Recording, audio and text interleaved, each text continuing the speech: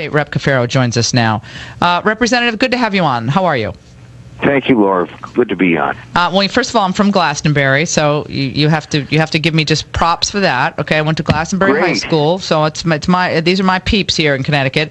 Tell me why you think something like this, quote, dangerous weapon offender registry, which is the first ever, how is that going to stop criminals from using weapons in violent crimes?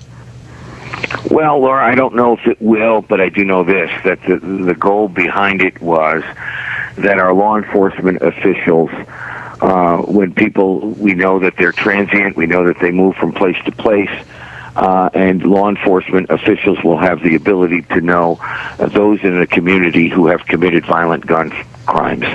And that's an important piece of information for law enforcement.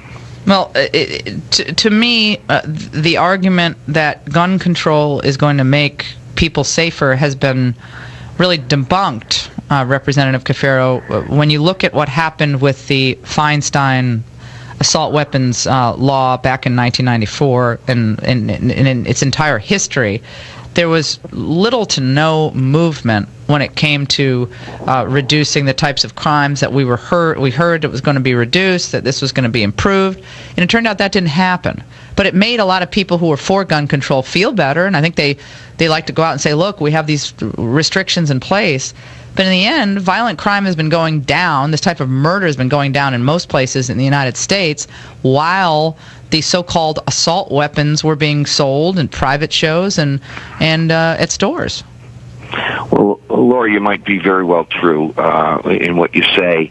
I think with regard to the gun registry, however, I think the people that I talk to, the people that you live near in Glastonbury and elsewhere, do take some sense of comfort in the fact that their law enforcement officials in their town will have knowledge of those among us in our community who have been convicted of a violent gun offense. They believe that is a good thing to know from a law enforcement perspective in order to keep the rest of the community safe. So it's like is it like a sex offender registry? So it operates like that? It is, with the exception of it is not public. It is only available to law enforcement. Mm-hmm. Whereas a sex offender registry, you or I could go on that registry from our computers and see who's on there. That would not be the case with this. What has been the reaction among your constituents? I'm going to play a soundbite for you in a moment of one gun owner in Connecticut who was recently interviewed by one of the local news shows there. But what's the reaction there? My family were big gun rights people in Connecticut, and obviously law-abiding people and so forth. But it seems to me that this is a bit of an overreach, to say the least. Well, if you think this is an overreach, you should see what had been proposed by our governor and our Democratic majority. First of all, you have to understand, Laura, that in Connecticut, the Republicans are a small minority. We are 52 out of 151 in the House and 14 out of 36 in the Senate. And obviously our governor is a Democratic governor. They had proposed literally the retroactive banning and confiscation of almost any weapon you could think of. That's how we started this. And given the fact that the Newtown tragedy actually happened here in Connecticut, as you can imagine, emotions ran high within hours of the tragedy. There were bills that were submitted that would limit any gun to only one bullet. There were bills submitted to tax ammunition. There were bills submitted for confiscation of people's weapons and universal and periodic registration. That's what we started with. And it was imperative for those of us, myself included, who believe, as you said, there are law-abiding gun owners who have a constitutional right. And in the state of Connecticut, I might add, it goes beyond the Second Amendment. Our Constitution says that every citizen has the right to bear arms in their self-defense. That is unique. Right, but now the government's telling women, and I'm a single woman with children, where they're telling women that there are certain guns, 100 more guns added to the state's assault weapon ban under this proposal, which will be signed into law. Those guns are off limits to you women and anyone else who wants to use that particular gun to defend himself or herself or their families. Well, first of all, those guns, if they are currently owned, they are allowed to be kept. Yeah, there's a grandfather provision.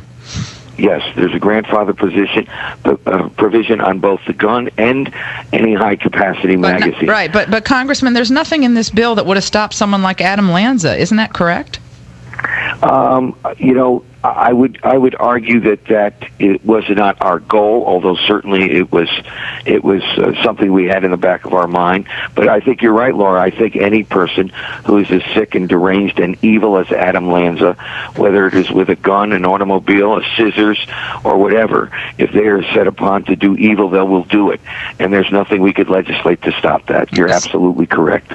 State Rep Larry Cafero on the Laura Ingraham Show, Republican. And Larry, all I'll say is if you want to become a majority party again in the state of Connecticut, I think agreeing to this type of gun legislation is going to ensure that Republicans stay in the minority, because I think this, I understand you're in the minority, but you have to stand on principle. This wouldn't have done anything to stop Lanza, and it's just another way for the government to amass more power. And I did not participate in this process. As we speak today, the law that would be signed would be confiscating guns. That would be the law. No, I understand. I could sit there and say, I stood on principle, hooray for me. But the fact that the end result would have been a violation to gun owners was something I couldn't stand by. I understand where you're coming from. Larry Cafero, we appreciate it. When we come back, we'll close out this hour. Don't go away.